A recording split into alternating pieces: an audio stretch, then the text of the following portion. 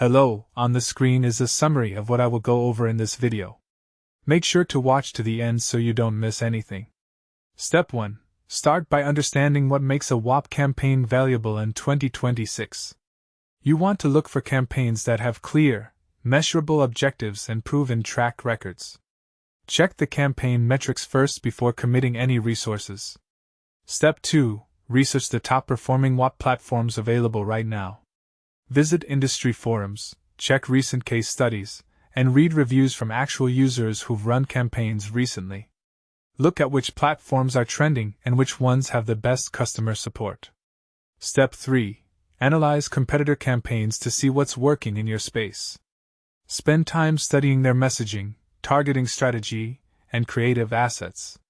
Take notes on what resonates with your audience and what gets ignored. Step 4. Test campaigns on a small budget before scaling up. Start with a minimal spend to validate your approach and gather real data. This prevents you from wasting money on campaigns that won't convert well.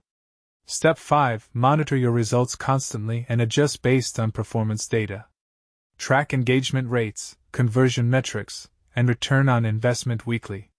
Use these insights to refine your targeting, messaging, and creative elements for better results going forward.